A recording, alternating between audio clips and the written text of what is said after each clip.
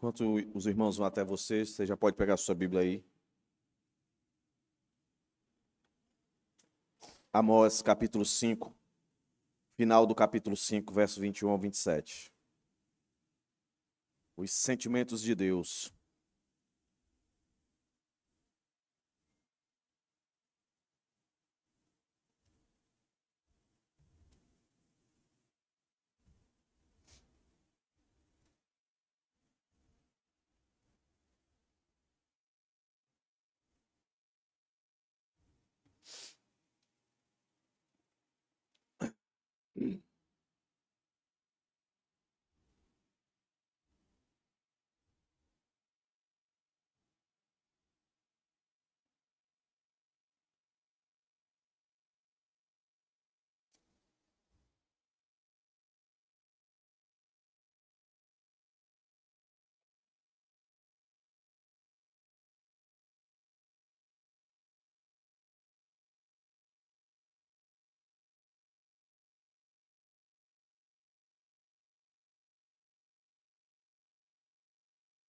Amós, capítulo 5,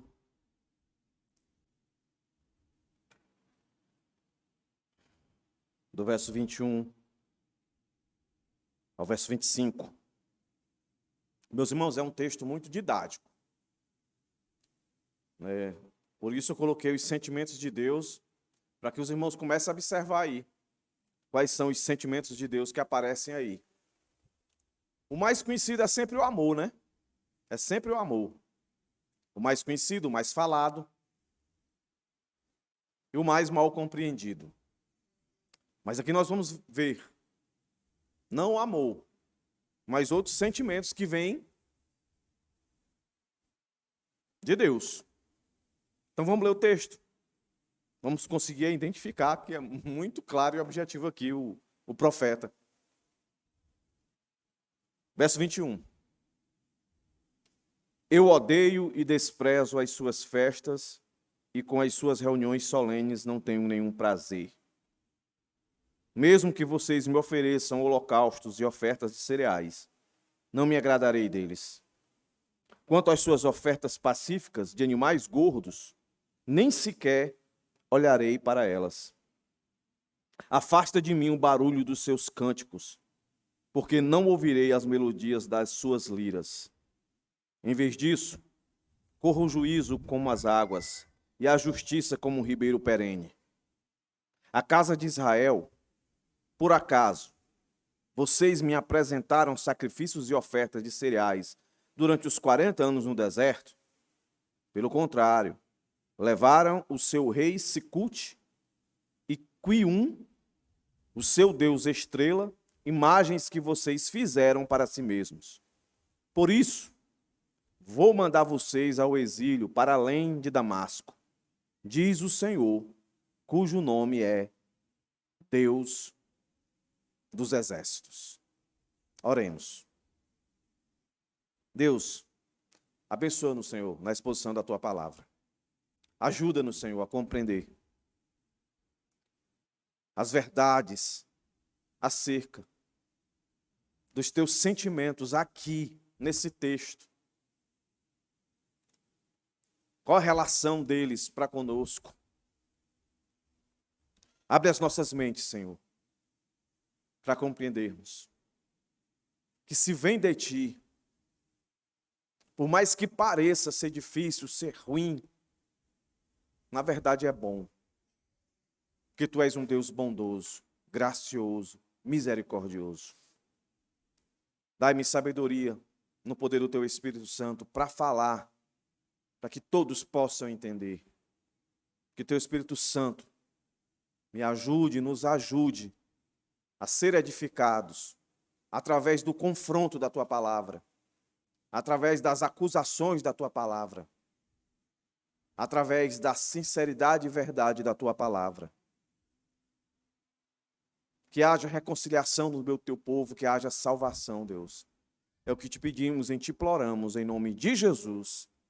Perdoa os nossos pecados, nos faz estar diante de Ti como verdadeiros adoradores, que Te adoram em espírito e em verdade. Em nome de Jesus. Amém. Quais são os sentimentos que aparecem aí? Pelo menos, meus irmãos, 4 sentimentos aí, 5 sentimentos aí aparecem. O primeiro está no verso 21, na parte A, ódio e desprezo. O segundo está no mesmo verso, parte B, o desprazer do Senhor. Em seguida, no verso 22, está o desagrado do Senhor.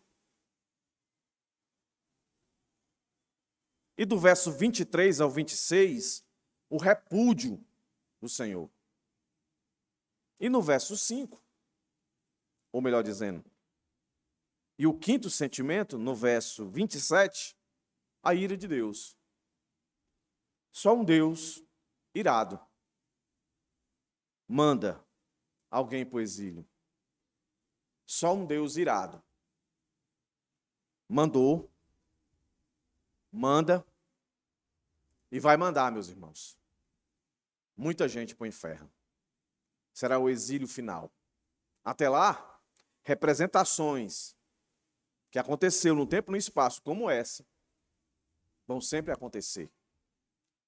Vou sempre lembrar os irmãos, haverá um juízo final, haverá uma ira final. Mas até lá, a ira de Deus tem se manifestado. O juízo de Deus tem se manifestado sobre os seus e sobre aqueles que não são seus. Sobre os seus, para que se arrependam, caminhem em santidade. Sobre aqueles que não são seus, infelizmente, para a perdição eterna, porque salvação só há enquanto tiver vida. Na leitura, você deve ter percebido que a intenção de Deus pelo profeta Amós é tratar o âmbito dentro para fora. Dentro, no sentido de o povo de Deus se congregando. O culto a ele. Se você percebeu aí na leitura, até o verso 23, é um ambiente de culto, de adoração. E do verso 24 em diante, a gente começa a perceber, e aí nós vamos encontrar os 2 motivos para ter despertado em Deus esses sentimentos aí que estão diante dos olhos dos irmãos. Do verso 24 até o verso 27. Até o verso 26, propriamente dito. Que vai desaguar no sentimento final de ira, onde Deus exerce o seu juízo. E aqui eu já parto dizendo que cultuar a Deus, meus irmãos, escute bem isso, que deveria ser óbvio para todo cristão, principalmente para todo cristão. Culto a Deus não se resume a simplesmente uma liturgia, mas uma vida vivida para agradá-lo e glorificá-lo. E 2 coisas aqui eu preciso dizer para os irmãos. Ultimamente tenho falado muito da ira de Deus, e vou continuar a falar aqui agora. Mas Deus de fato é amor. E eu quero que os irmãos guardem isso aqui. O amor de Deus, meus irmãos, de fato, é incondicional. É incondicional. Mas a ira de Deus, ela é condicional. Vou repetir para os irmãos entenderem. O amor de Deus é incondicional. A gente não precisa fazer nada para que Deus nos ame. É só você lembrar lá de Efésios. Efésios diz lá que Deus nos escolheu, né, nos elegeu antes da fundação do mundo, antes de existir mundo. E Deus escolheu baseado no seu amor, na sua misericórdia, na sua compaixão. Aí em Romanos vai dizer que nós, mesmo sendo pecadores, Deus nos amou. Então o amor é incondicional. Incondicional. Mas a ira de Deus não. Ela tem condição. Por isso que nós vamos ver aqui o ódio, o desprezo, o desprazer, o desagrado, o repúdio de Deus. Que isso é ocasionado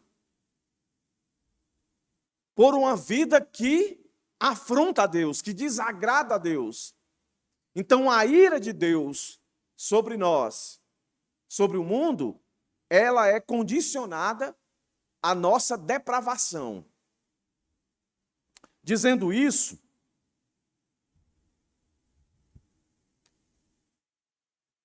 a manifestação da ira de Deus, ela não está desassociada do seu amor. E de tanto ler isso, eu já digo para os irmãos aqui, na quarta-feira nós estamos tendo devocional sobre as bem-aventuranças. Na perspectiva bíblica, o que é ser bem-aventurado? E eu acredito que Deus me direcionou a, quando terminar o nosso devocional nas quartas-feiras, sobre o que é de fato ser feliz, nós vamos tratar do amor de Deus. Lendo 2 livros. Eu já li anteriormente e desses dias revisitei-os. Um livro que chama A Difícil Doutrina do Amor de Deus, e uma biografia de John Owen, onde um escritor relata os estudos dele sobre a Trindade. E quando ele vai falar do Pai, ele fala do amor. E uma das coisas que eu percebi, meus irmãos, é o que de fato nos faz atrair esses sentimentos aqui, da qual Amós coloca o povo de Israel, o reino do norte, nada mais é, meus irmãos, o porquê eles não entenderem o amor de Deus. Quando a gente não entende o amor de Deus, a gente acaba se voltando contra ele. Simplesmente pelo fato que a gente perde a confiança, a gente perde a gratidão a ele. E quando se perde a confiança e a gratidão a Deus, não tem outra coisa a se fazer a não ser despertar nele, meus irmãos, esses sentimentos. Então, vai ser muito maravilhoso, enquanto a gente for expor os profetas menores, que todos eles, o que têm em comum é mostrando essa fase e essa realidade dos sentimentos de Deus, de ira, de punição. Então, como um bálsamo, eu acredito que Deus vai nos direcionar para, enquanto falamos desses sentimentos dele, de ódio, de desprezo, de desagrado, de repúdio, que são palavras fortes, nas quartas-feiras, daqui 2 quartas-feiras, eu acredito, nós começaremos a adentrar nessa doutrina tão maravilhosa que é o amor de Deus. Amém, irmãos? Então vamos aqui. Outra coisa que se percebe nesse texto são os pronomes de posse que aparecem aqui. Olha aí para o texto aí. Na minha versão aparece seu, suas. Na sua talvez apareça vosso, vossas. Quero deixar bem claro aqui que todo esse sentimento, que agora nós vamos pontuar de um por um, não são pelas coisas, mas pelas pessoas. As pessoas são responsáveis pelas coisas. Afinal de contas, não são as coisas que vão receber o juízo, a condenação para passar a eternidade no inferno. São as pessoas. Né? Porque quando você lê muito rápido o texto, parece que Deus está com ódio, desprezo e tudo mais que nós vamos ver aqui, simplesmente por ações que eles estavam cometendo. Mas o ponto não é só o externo, mas a motivação, o que é que estava levando eles a fazerem o que estavam fazendo, ao ponto de atrair esse tipo de sentimento de Deus. Então aqui fica claro a responsabilidade do homem. E aqui, esse texto aqui, é um texto base para que a gente não acredite naquela frase tão falada em muitos grupos de evangelismo. Olhe, você já deve ter ouvido isso. Olhe, Deus odeia o pecado, mas ama o pecador. Isso não é bíblico. Deus odeia o pecado e quem pratica o pecado. Ponto final. Mais uma vez, esse texto aqui é direcionado ao povo. Não é o cabrito, não são os cereais, não é a música em si, mas é aqueles que estão cantando e aqueles que estão sacrificando. É para esses que essas expressões sentimentais do Senhor aqui é direcionada, meus irmãos. Então vamos aqui. Primeiro ponto aí, ó. Primeiro sentimento de Deus aqui é manifestado. Eu odeio. E essa palavra aqui já apareceu no nosso texto. É só você voltar aí, ó. Sabe onde é que ela aparece? Verso 10. É a mesma palavra. Mas no verso 10, quem é que está odiando aqui? Vocês odeiam quem os repreende no tribunal, ou na porta, sua versão aí.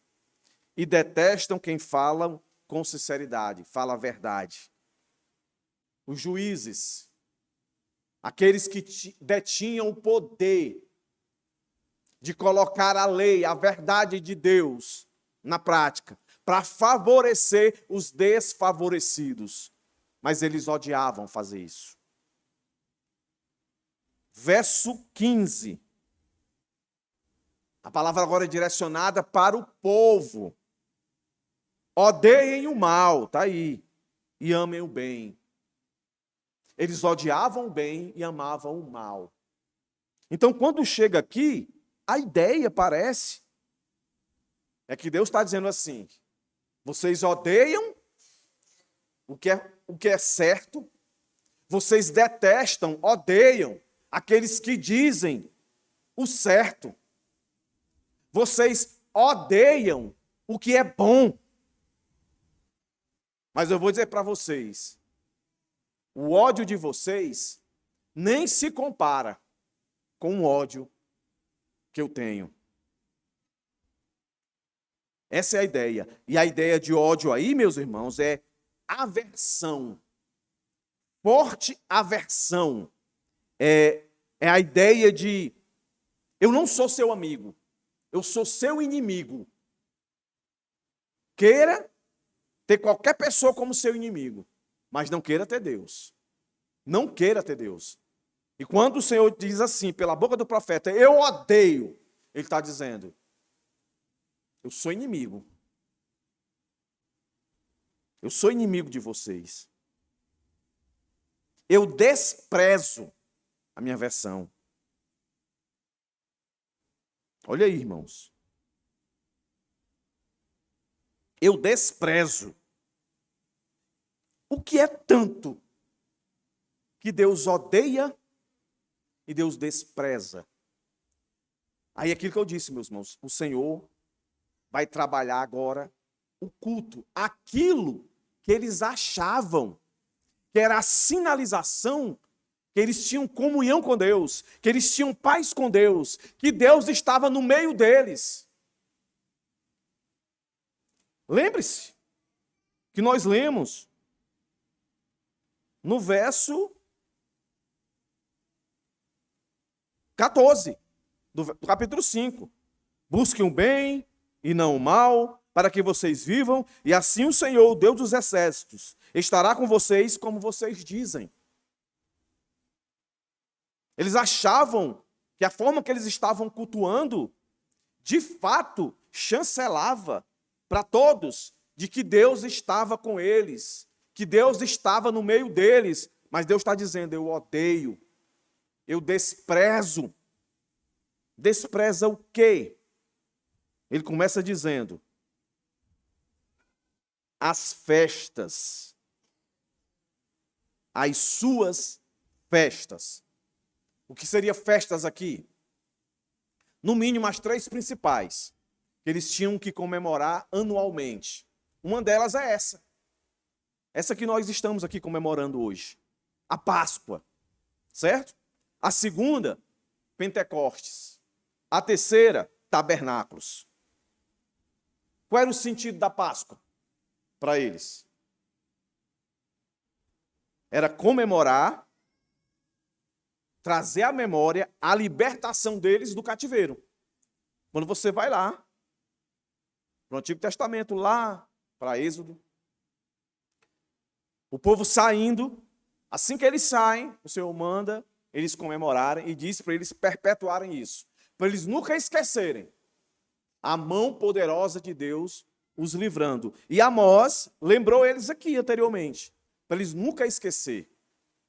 Aí Deus está dizendo, eu rejeito quando vocês se aproximam para fazer esse ritual que eu mesmo pedi. Olha aí, eu rejeito isso aí, eu odeio, eu desprezo isso aí. Olha aí, irmãos. Eu desprezo a festa do Pentecostes, que era para lembrar, em forma de agradecimento, a colheita, a fartura. E qual era o contexto deles? Era exatamente disso. Eles estavam prosperando. Segurança, prosperidade e estabilidade. Eles estão lá no culto, lembrando o Senhor, o grande livramento, agradecendo ao Senhor a sua prosperidade, a sua estabilidade, a sua segurança. E a terceira festa, a dos tabernáculos, era a grande lembrança do período de 40 anos. O que foi que aconteceu no período de 40 anos? Milagres que até hoje nunca se repetiram. Comida caindo do céu, proteção durante a noite por frio, proteção, né, durante o dia do calor, água saindo de pedras, a roupa nunca se desgastando. Então, quando eles se reuniam nessas que eles chamam de festas, era para isso. Era para louvar e agradecer ao Senhor, pelo menos por essas três coisas. A libertação da escravidão, o sustento, a provisão, não é? E o Senhor agindo miraculosamente no meio deles. Olha, motivação boa. Eles estão lá, mas o texto está dizendo para a gente que o Senhor odiava e desprezava. Dois sentimentos que ninguém quer para ninguém. Você não quer ser odiado e desprezado pelo seu pai, nem pela sua mãe, nem pelo seu marido, nem pela sua esposa. Por ninguém, nem pelo seu amigo, por ninguém. Ninguém quer esse tipo de sentimento. Mas o Senhor está dizendo aqui. E o que é mais absurdo, né? Até então, é que eles estão fazendo o que a lei requeria. Mas não para aí. O texto continua e diz: suas reuniões solenes, eu não tenho prazer. Olha aí, irmãos. Segundo sentimento de Deus. Vamos entender ódio e desprezo um só. Agora, nenhum prazer, desprazer. É interessante isso aqui. Desprazer. Reuniões solenes. Alguns comentaristas acreditam que de solene não tinha nada. A ideia, parece, é de que esses cultos eram bem alegres, não tinha nada de solenidade. Estava tão fora do foco, mesmo obedecendo à lei, que deixaram de ser solene. A gente vai entender isso pelo contexto, a forma que eles chegavam, né? Se embriagavam de um jeito que se deitava em cima, né, das roupas empenhoradas. A gente viu isso anteriormente. Então eles, pela visão humana, era como se fosse um avivamento. Pense numa igreja superlotada, o povo cultuando com muita força, com muito vigor, entendeu? Ofertando, né? Que é o que ele vai dizer daqui a pouco. Mas aqui ele começa a introduzir a ideia de que essas reuniões solenes, normalmente era entendido como o período de lua nova ou nos sábados, aonde eles ofereciam os sacrifícios que vêm no verso 22 em diante. E a ideia dessa palavra que está aqui no meu texto, nenhum prazer, é a ideia de sentir um aroma, de sentir um cheiro. Lembra dessa expressão que aparece? Apresente um sacrifício a Deus de aroma. É sempre a ideia de algo que vai trazer um cheiro agradável, aonde Deus vai sentir prazer e se agradar. Mas aqui o texto está dizendo que Deus não se agradava desses sacrifícios, que nós vamos ver, pelo menos 3 aqui. É a ideia de que o cheiro que subia não era um cheiro bom, era um cheiro ruim. E aquele cheiro nas narinas do Senhor era de repulsa. Ninguém gosta de sentir mau cheiro. Ninguém gosta. Né? Então o Senhor está dizendo que o louvor deles, o encontro deles, para viverem aquilo que foi estabelecido na lei, estava causando mal-estar a Deus, ao ponto dele desprezar aquilo. Meus irmãos, vocês já pararam para pensar nesse sentido, nos cultos da qual nós viemos para adorar a Deus? Você já parou para pensar? Em um momento, em algum momento, assim, Deus, o culto hoje, onde eu participei, tu odiou, tu desprezou, tu sentiu desagrado, desprazer disso que nós fizemos aqui? Eu acredito que a maioria das pessoas não pensam nisso. Acho pelo simples fato de chegar na igreja, de fazer tudo aquilo que a Bíblia manda fazer, é o suficiente. E que Deus vai derramar amor, e que Deus vai derramar bênçãos e mais bênçãos, e que em hipótese alguma, Deus vai odiar, Deus vai desprezar, Deus vai sentir desprazer das nossas reuniões. Mas não é bem assim. O texto diz para a gente aqui que Deus não tinha prazer. Não cheirava bem para ele. Totalmente o contrário do que eles imaginavam.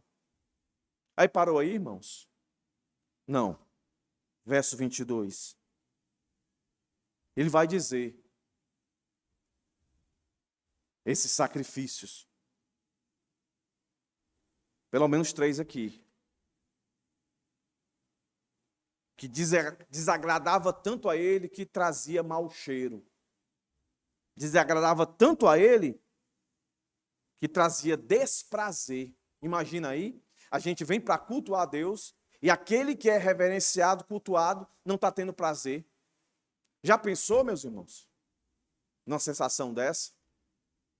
De você é o centro de uma festividade e as pessoas que vão lá estão fazendo coisas que você está odiando, estão fazendo coisas que você está desprezando, estão fazendo coisas que estão dando mal-estar a você, desprazer em você, ao ponto de desagradar você. Era isso, ó. Aí o texto diz: mesmo que vocês ofereçam, aí lá vem o primeiro, ó. Primeiro sacrifício que estava desagradando a Deus: holocaustos. Segundo, oferta de cereais. Não me agradarei deles. Quanto às suas ofertas pacíficas, aí o terceiro, dos animais gordos, nem sequer olharei para elas. Ó, quem não se agrada não olha, né? Holocausto era oferta pelos pecados. Cereais, por gratidão. Ofertas pacíficas, pela paz e comunhão com Deus. A primeira oferta aí, holocausto, era aquela que o sacerdote pegava o animal, abatia o animal e queimava o animal. Aí A fumaça subia e tinha que ser aroma. No caso aqui não estava sendo, era mau cheiro. Né? Então imagina você chegar num churrasco, tá lá, churrasquinho lá de costelinha de porco, em vez de sair aquele saborzinho, cheirosinho, um mau cheiro. É mais ou menos isso que o Senhor sentia. Né? O segundo, de cereais, era, ou manjares, era oferta queimada ao Senhor, lançada sobre o Senhor pelo sacerdote também, e essa oferta em especial, o sacerdote ficava com uma parte, né? E uma parte era queimada e para agradecer a Deus pela colheita. A última oferta, a pacífica, era também um animal, só que diferente da primeira, ele não era queimado todo. Havia uma parte que era comida pelo ofertante, o ofertante comia. Então é a ideia de que nessa comida, preste bem atenção, a ideia é que isso simbolizava de fato, é que nessa comunhão você está reafirmando a sua paz com Deus, de que o seu pecado foi perdoado, e por ser perdoado, a ira de Deus não está mais sobre você, o Deus dos exércitos, como ele se coloca aqui, ele não vai mais guerrear contra você, ele agora é seu amigo e não seu inimigo.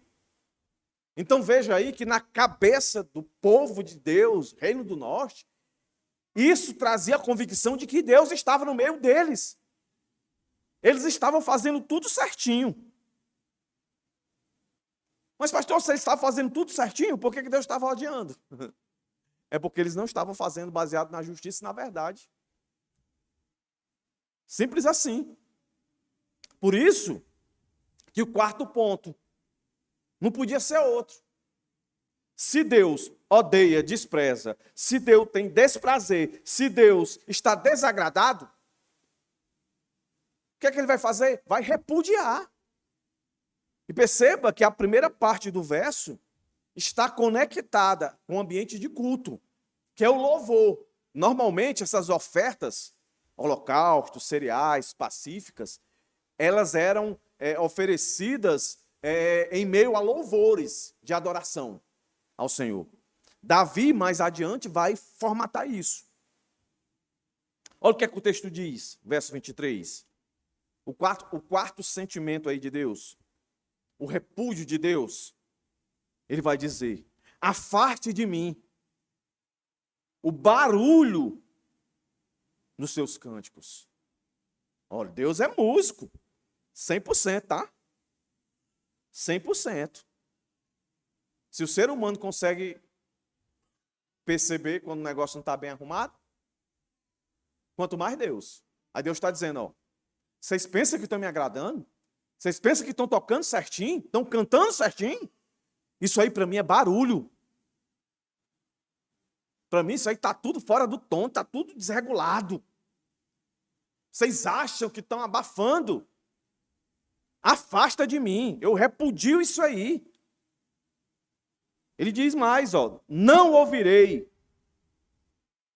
as melodias das suas liras. O som, a melodia que saía do instrumento. Eu não vou ouvir isso, tá tudo errado. Está tudo fora. E eles achando que estão arrebentando. Parece lembrar, né, a igreja de Laodiceia, né? Perfeita, rica, bombando, tal. Né? Quando eu preguei as cartas às igrejas de Apocalipse, eu disse para os irmãos, a igreja de Laodiceia é como algumas igrejas, bonitas, ricas, maravilhosas, confortáveis, tem um louvor fantástico, um povo bonito, bem vestido, tudo legal. Só não tem Jesus no meio desse negócio, que é o que o texto diz lá, né? Eu estou fora aqui batendo, eu quero entrar e vocês não deixam. Aqui é a mesma coisa, é Deus dizendo, eu não estou no meio desse negócio aí não. Mas o que é mais absurdo aqui é que eles estavam fazendo todo o protocolo. Tudo direitinho. Tinha um princípio regulador, está aqui, tem que ser isso, isso. O culto verdadeiro a Deus é isso, é isso, é isso, é isso. Eles estavam fazendo. Mas mesmo assim, o texto está dizendo para nós aqui que Deus estava odiando, que Deus estava desprezando, Deus não estava agradecido por aquilo, e Deus estava repudiando. Em uma palavra,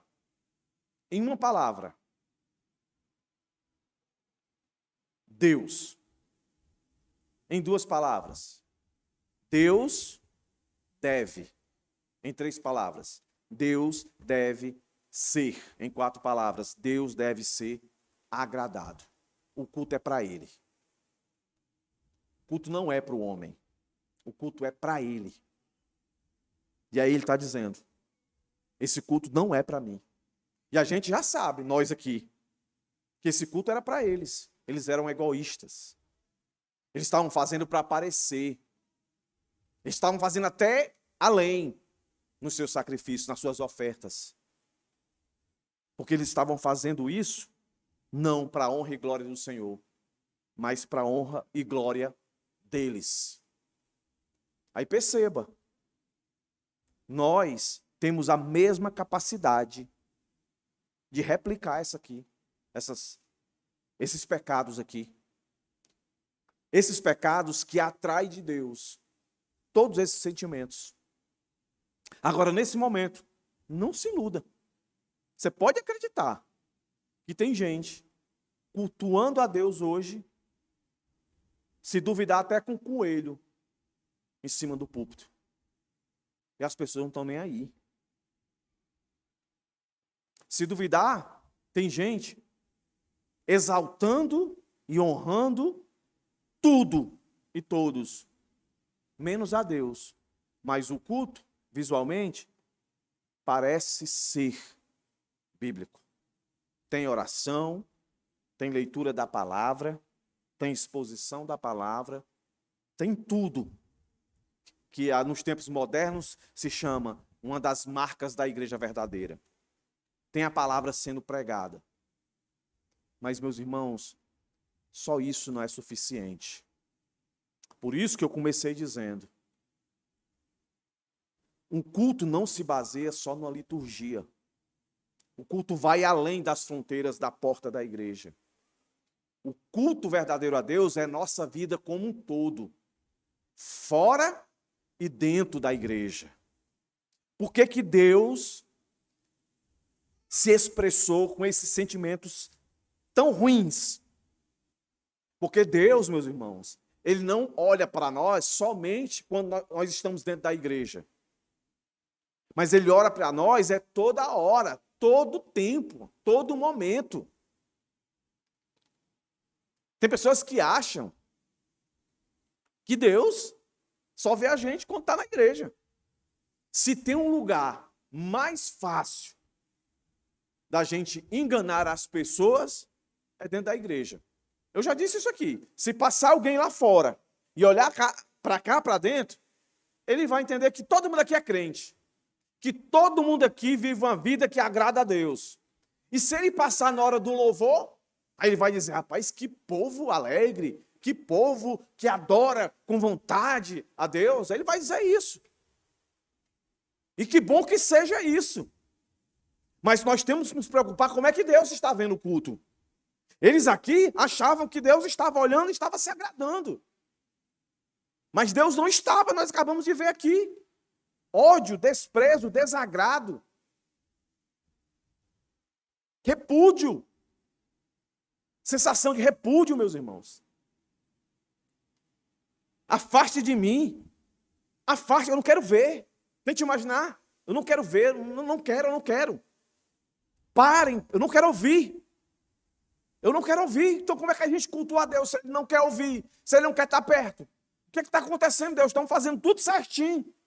Então não.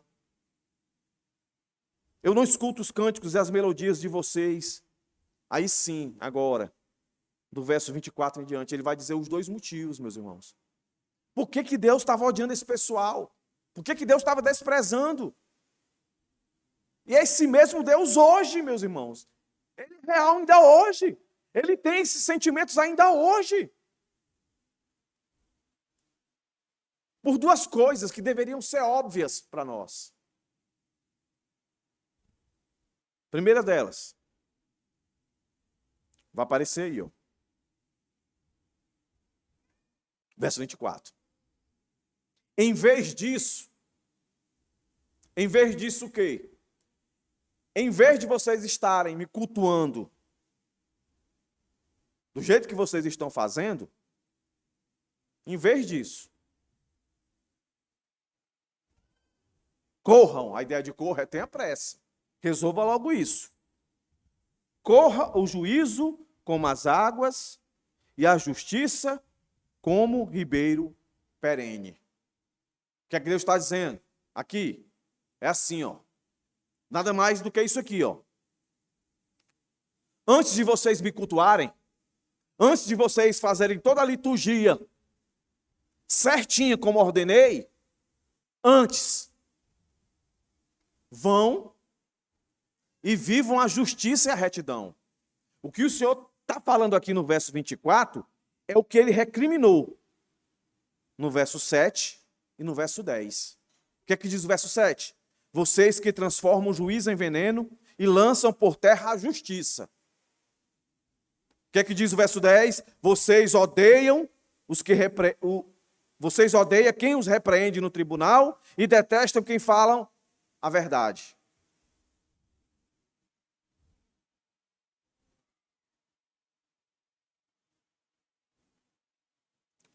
O que é que o Senhor está dizendo aqui? Corram e parem de serem opressores. Corram e parem de ser corruptos. Corram e parem de buscar viver prazer, o hedonismo. Corram e parem de humilhar, de oprimir, de roubar, de subornar o pobre. Parem. Resolvam isso antes de vir me cultuar. Em uma palavra, hipocrisia. Parem de ser hipócritas. Tem um texto no Novo Testamento, o Senhor Jesus falando, e o contexto está falando com os fariseus, porque Jesus chamou eles de hipócritas. Ele diz isso no ambiente de culto. Olha, se você vier entregar a sua oferta e você tiver alguma coisa contra algum irmão, vai lá e resolve antes de ofertar. E às vezes a gente nem valoriza, né, a oferta. Ele falou aqui vários tipos de oferta, de holocausto, de cereais, pacíficas, várias ofertas. Mas o Senhor está dizendo, resolve essas coisas. Isso mostra que Deus não está interessado no dinheiro da gente. Isso mostra que Deus não está interessado em quantidade de dinheiro que a gente possa dar a Ele. Essa conversa de dizer, traga uma oferta que surpreenda a Deus, isso é mó mentira. O que surpreende a Deus, meus irmãos, e deve ser uma busca nossa, é aquilo que Deus sabe que a gente não consegue fazer sem Ele em nós, no seu poder, no seu Espírito Santo. É força para se arrepender. Então, o que o Senhor está dizendo aqui é, vão lá. Um comentarista diz o seguinte, a religião deles era zelosa, excessivamente suntuosa, aparentemente sincera, emocionalmente satisfeita, mas a religião, não chegando até Deus, é falha em tudo. O ponto máximo da nossa reunião, do nosso culto a Deus, é chegar a Deus. E como é que chega a Deus? É agradando a Ele. É Ele sendo louvado. É Ele sendo glorificado. É Ele de fato sendo o centro. Quando isso não acontece, meus irmãos, o que nós temos de Deus não é o seu sentimento de amor, mas é o seu sentimento de ódio, desprezo, desagrado, desprazer, de repúdio.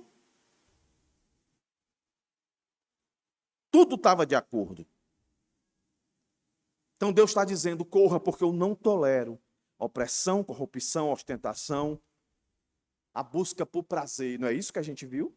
Casas luxuosas, bebendo, festas e tudo mais. Que eles passassem agora rapidamente a praticar o que a lei também mandava. Cuidar dos pobres, dos órfãos, das viúvas, olhar para o necessitado. Aquilo que João vai falar muito. Aquilo que o próprio Jesus falou muito, os apóstolos falaram muito. Do mandamento principal, amar a Deus sobre todas as coisas, amar o próximo como a ti mesmo. Aí vem, eles iam para o culto, adoravam, sacrificavam, faziam tudo certinho. Mas o coração totalmente voltado para si. Não dá para cultuar a Deus com coração egoísta. Tem que ser com coração altruísta. E a gente só consegue ter esse coração se de fato entender o amor de Deus sobre nós. Senão a gente vai querer ir na nossa força. O segundo motivo para que Deus odeie, despreze tudo mais que nós já falamos aqui, além da injustiça, né, da opressão e tudo mais, que se faz assim, a idolatria. Olha o que é que o verso 25, 26 vai dizer. Casa de Israel, por acaso vocês me apresentaram sacrifícios e ofertas de cereais durante os 40 anos no deserto? Pelo contrário, levaram o seu rei Sicute e Quium, o seu deus estrela, imagens que vocês fizeram para si mesmo. Para a gente entender esse texto aqui, a gente precisa ler duas referências. Uma do Antigo Testamento, ainda, e outra no Novo Testamento. Vamos lá. Abra sua Bíblia aqui em Ezequiel capítulo 20. É só voltar. Ezequiel capítulo 20.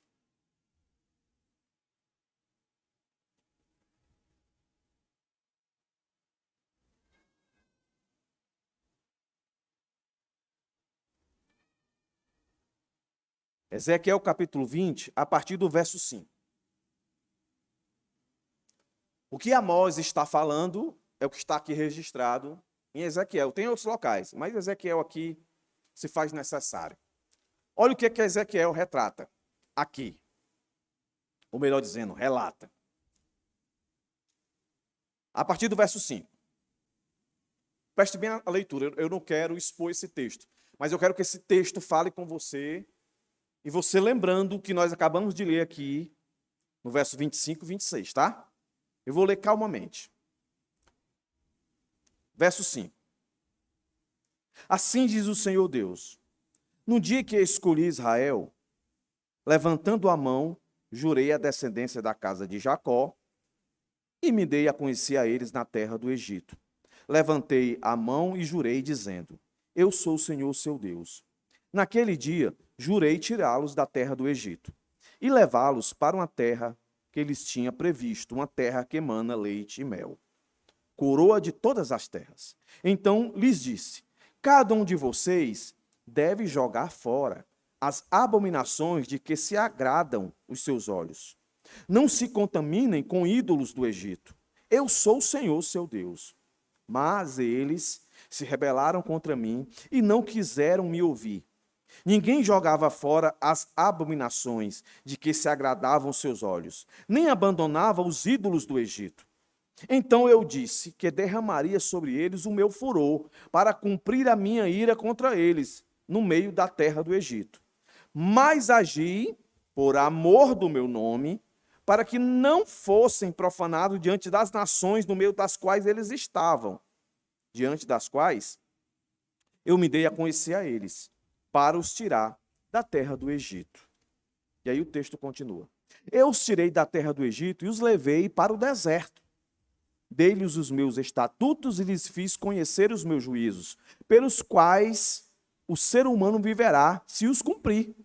Também lhes dei os meus sábados para servirem de sinal entre mim e eles, para que soubesse que eu sou o Senhor, que os santifica. Mas a casa de Israel se rebelou contra mim no deserto, não andando nos meus estatutos e rejeitando os meus juízos, pelos quais viverá aquele que os cumpri, e profanaram grandemente os meus sábados. Então eu disse que derramaria sobre eles o meu furor no deserto para os consumir, mas agi por amor do meu nome, para que não fosse profanado nos olhos das nações diante dos quais os tirei do Egito. Além disso, no deserto, jurei que não os levaria à terra que eles tinham dado, uma terra que emana leite e mel, coroa de todas as terras, porque rejeitaram os meus juízos, Não andaram os meus estatutos, profanaram os meus sábados, pois o seu coração se voltavam para os seus ídolos, mas os meus olhos tiveram piedade deles, e eu não os destruí, nem os consumi totalmente no deserto. O que Amós está lembrando eles é esse relato aqui que nós acabamos de ler. Eu tirei vocês do Egito, prometi algo maravilhoso para vocês, mas eu coloquei uma condição, que vocês deixassem toda a influência do Egito. O povo passou 430 anos escravizado no Egito, e lá eles aprenderam muita idolatria. Todo tipo de Deus tinha lá. Os egípcios eram craque para venerar deuses de pau, de pedra, a criação de Deus, as estrelas, as galáxias, Saturno. Era uma coisa de doido. Aí Deus diz, estou tirando vocês daqui, mas vocês larguem tudo isso e adorem a mim. Aí Deus dá lá os estatutos, dá tudo direitinho para eles, adorem a mim. Mas a influência era tão grande que o texto está dizendo que eles profanaram. Assim como eles estão fazendo, profanando. Agora, olha que interessante. Vamos ler agora Atos. Atos capítulo 7. Atos capítulo 7 vai interpretar Amós. É interessante que Atos capítulo 7 é a história lá de Estevão. Estevão não vai interpretar o texto de Ezequiel, melhor dizendo, mas o de Amós. Olha lá, Atos 7, do verso 41 a 43. E aí ele vai trazer algo interessante, além do que nós lemos em Ezequiel. Atos 7.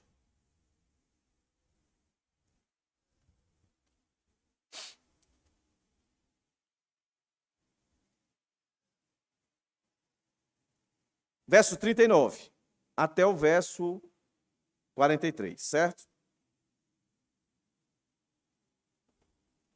Diz assim: nossos pais não quiseram, aqui é Estevão falando, certo? Nossos pais não quiseram obedecer a Moisés, mas rejeitaram, e no seu coração, voltaram para o Egito, dizendo a Arão, olha aí a idolatria, onde é que eles aprenderam isso aqui, que eles estão pedindo a Arão?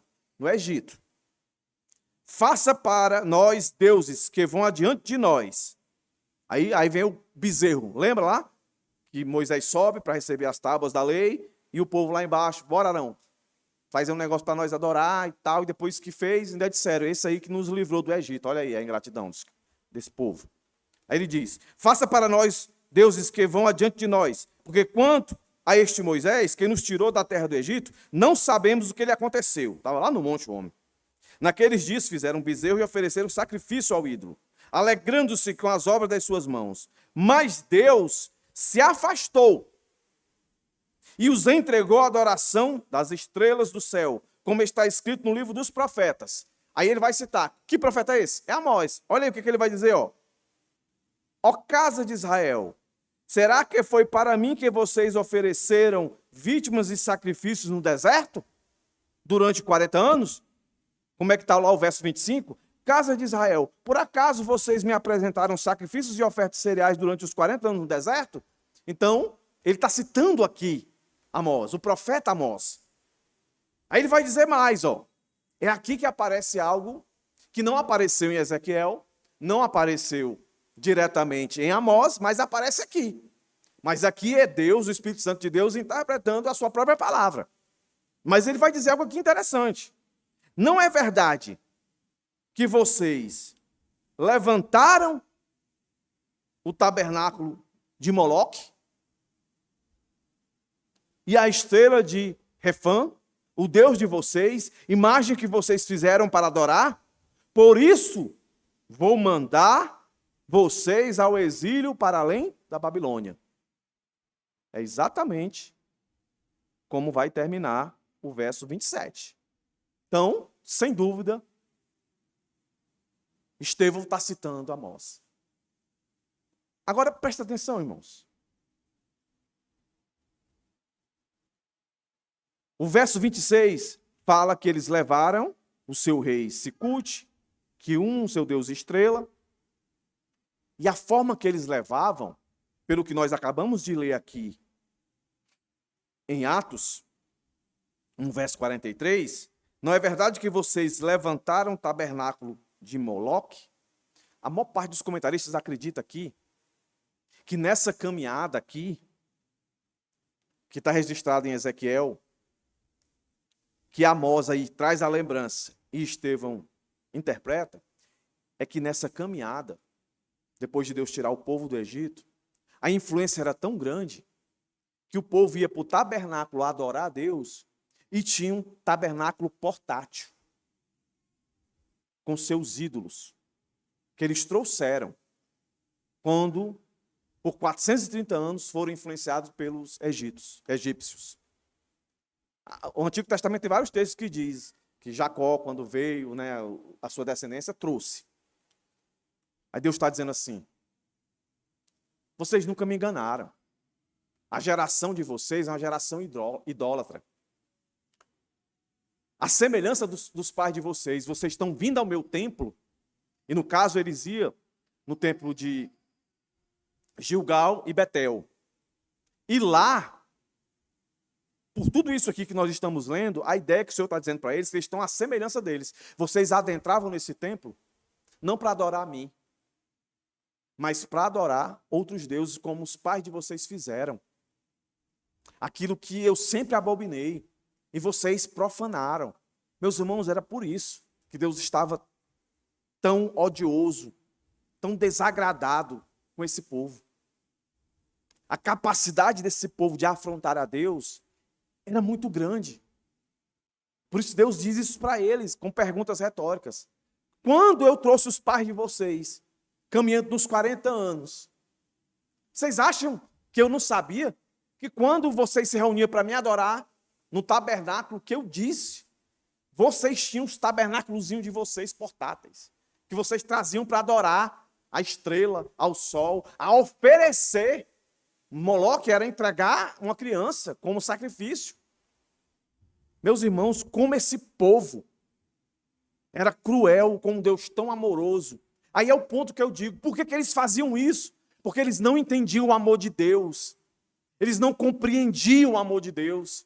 E quando a gente não compreende o amor de Deus, o que a gente vai atrair dele, meus irmãos, os sentimentos que a gente vai atrair de Deus, são esses sentimentos. Por isso que eu disse, o amor é condicional. Mas a ira de Deus, ela é condicional. Nós provocamos. Em outros locais o Senhor diz, vocês me provocam. E como é que eles provocavam aqui a Deus, especificamente, no nosso texto aqui? Como é que eles provocavam a Deus? É cultuando a Deus de forma hipócrita. E por que eles cultuavam a Deus de forma hipócrita? Porque eles eram injustos. Eles não amavam a verdade. Porque eles eram idólatras. Ele colocava Deus em segundo plano. Por isso Deus faz o que fez com eles. Por isso Deus se ira. Não tem outro caminho. Se Deus odeia, se Deus despreza, se Deus se desagrada, se Deus repudia, o que é que vai vir aí? Ira. E aí ele vai dizer isso. Amós, no finalzinho, por isso, vou mandar vocês, algumas versões vai dizer, vou desterrar. Então, tudo aquilo que eles se vangloriavam, segurança, estabilidade e prosperidade. Betel, Gilgal, Beceba. Aqui é a casa de Deus, Deus está no nosso meio, esse é o nosso patrimônio, a nossa terra. Deus está dizendo. Olha, eles estão falando isso, cultos animados, né? A cidade bela, bonita. Mas o Senhor diz, eu vou mandar vocês ao exílio. Ou seja, a injustiça a opressão, a idolatria levou eles a serem oprimidos, a serem impedidos de adorar a Deus. Porque no exílio, eles não conseguiam mais adorar a Deus. Eles não tinham mais o direito de ir ao templo para adorar a Deus. Eles foram escravizados. Meus irmãos, no inferno ninguém vai mais adorar a Deus. No inferno não vai existir igreja. Às vezes as pessoas dizem assim, eu não quero ir para o inferno porque o inferno é quente. Como se já tivesse ido lá, né? Eu não quero ir para o inferno porque vai doer. Porque ele fica comparando o inferno com algumas percepções de céu. Mas o que é mais claro do que será o inferno é Deus abandonar. É Deus não estar ali. É você ter a consciência. Imagina se agora, nesse momento, a sua mente fosse alcançada por uma consciência de que Deus não está aqui nesse mundo, que Deus abandonou esse mundo. Qual seria a sua sensação, meu irmão? Eu vou dizer, a minha seria de pânico. Quer dizer que Deus não está aqui? Quer dizer que Deus não se move aqui? Quer dizer que nós estamos aqui? Ao nós dará? Não é nem a Deus dará, ao nós dará? Meus irmãos, que loucura seria isso? O inferno será isso. Se o exílio foi difícil, imagine o final. Mas o que é mais absurdo aqui, meus irmãos, e eu concluo partindo para os irmãos, é que o verdadeiro culto a Deus, meus irmãos, não se resume nisso aqui. O verdadeiro culto a Deus é a nossa vida cotidiana, diária. Nunca esqueça isso. Um comentarista diz o seguinte: a vida precede ao culto. Primeiro Deus se agrada de nossa vida, depois ele aceita o nosso culto. Aí ele cita aqui Caim e Abel. Aí eu cito aqui aquela percepção que eu citei aqui no decorrer do sermão. O indivíduo chega no culto, trouxe a oferta dele, na hora que ele vai ofertar a Deus, diz, epa, não, vá resolver a sua vida lá fora. Eu estou vendo tudo. Eu estou vendo tudo. Isso aqui sempre foi algo que o Senhor requereu. É porque não dá tempo aqui, meu tempo estourou. Mas se nós fôssemos ler Isaías, Malaquias, aí no Novo Testamento, 1 Coríntios, Deus sempre quer a nossa vida como um todo, não só a nossa religiosidade.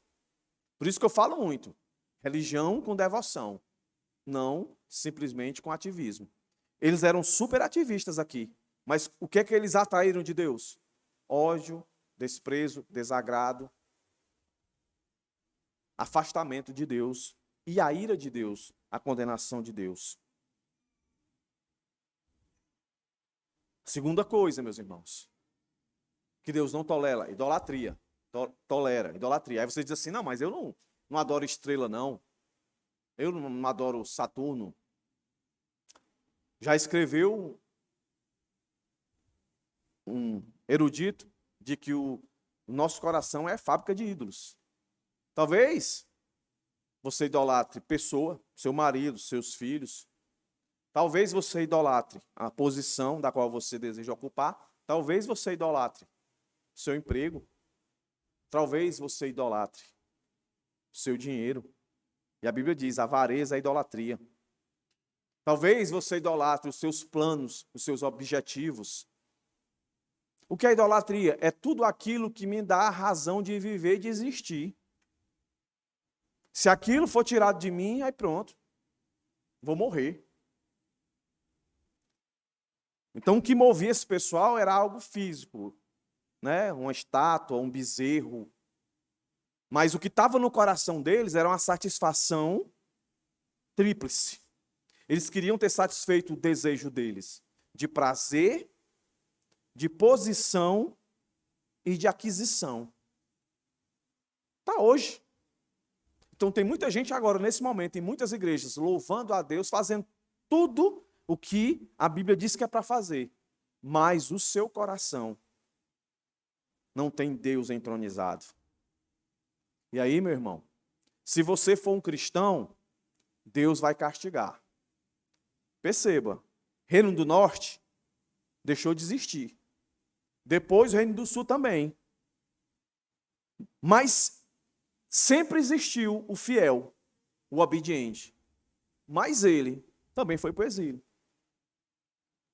A única ligação que se perde com o inferno é que só vai para o inferno aquele que de fato não é do Senhor. Mas aqui nesse mundo, o juízo de Deus, os castigos de Deus nesse mundo, atinge também aqueles que são seus. Porque foram, depois saíram. Por isso a responsabilidade, meus irmãos, de orarmos uns pelos outros e admoestarmos uns os outros, como dizem Hebreus. Enquanto aquele dia se aproxima, vamos nos admoestar. Não existe crente, agente secreto, não existe crente dedo duro. O que existe é crente maduro. O que existe é crente temeroso a Deus. O que existe é crente fiel a Deus. E o crente fiel, ele vai adorar ao Senhor, como a própria palavra nos chama, em espírito e em verdade. E viver em justiça. Nós ouvimos aqui na quarta-feira, um dos pecados da igreja de Éfeso, tudo certinho, ela pregava a verdade, ela combatia os falsos, pá! Mas tinha uma coisa que ela vacilava. E faz link aqui, o que é que ela estava vacilando? Ela deixou o amor. Ela deixou de ser sensível à dor, à aflição daqueles que estavam à sua volta. A verdade a tomou de um jeito que eles ficaram insensíveis. E aí foi lido aqui Efésios. Nós devemos andar na verdade, no amor e em verdade. É o que estava faltando para eles aqui. E é o que falta para muitos. O culto foi tremendo, mas a vida é uma desgraça. Eu me lembro que eu costumava muito dizer, irmão, irmã, quando terminar o culto, olhe para você e se pergunte, algo mudou em mim? A forma que eu cheguei aqui e cultuei a Deus, algo mudou em mim? Se nada tem acontecido com você, irmão, você vem culto após culto aqui, reunião após reunião, e a sua vida continua do mesmo jeito, você corre perigo. Corre perigo de se iludir, de achar que o culto que você está prestando a Deus está agradando Ele, quando na verdade não.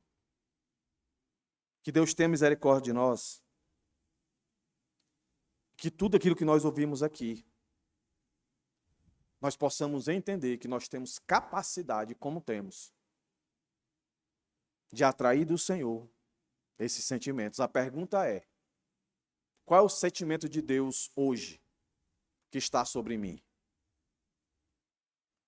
Curve a sua cabeça, fique de pé agora. E vamos orar, para que Deus nos traga convicção dos seus sentimentos para conosco. Pense e ore a respeito disso. A mensagem não tem que agradar a gente. A mensagem tem que transformar os nossos corações. Não é porque nós acreditamos que uma vez salvo, salvo para sempre, a gente não precisa de transformação. Aqui é mais um texto da qual o Senhor nos chama a atenção. Por que nós viemos aqui hoje? Ah, porque a igreja lá é a igreja certa, a igreja prega a palavra. Beleza. Mas essa palavra que você acredita ser verdade, esse Deus que você acredita que seja o Deus verdadeiro, Salvador, Como é que está a relação dele com você hoje? Como é que você se enxerga diante dele? Qual sentimento você está atraindo dele? Oremos, Senhor, misericórdia de nós. Que o nosso culto, Deus, não esteja sendo odiado. Que o nosso culto, vida a Ti, não esteja sendo odiado por Ti, desprezado, desagradado. Que seja um desprazer para Ti, ao ponto de Tu repudiarmos, de estar na Tua presença. Para quem nós iremos, Senhor? Para quem nós iremos? Se só Tu tens as palavras de vida eterna. Então eu te rogo e te suplico, Deus, se há alguém nessa noite que tem te cultuado com a vida, que atrai de Ti ódio, desprezo, desprazer, repúdio, ó Deus, os faz reconhecer, te pedir perdão, e que possamos, nós, como Igreja Bíblica Monte Sião, viver o culto verdadeiro e autêntico a Ti, que a Tua palavra já nos disse, que é um culto que é feito por pessoas, por verdadeiros adoradores, que Te adoram em espírito e em verdade. Tu quer adoração, Senhor, mas adoração que partam de adoradores, não adoração por adoração, mas adoração que parta de adoradores. E a Tua Bíblia diz que só podemos ser adoradores se Te adorarmos em espírito e em verdade. Não nos deixa viver, Senhor, um cristianismo baseado em ativismo, uma religião pura e simplesmente ativista, mas nos ajuda a viver uma religião em devoção. É o que eu te rogo e te peço. Em nome de Jesus. Amém. Amém.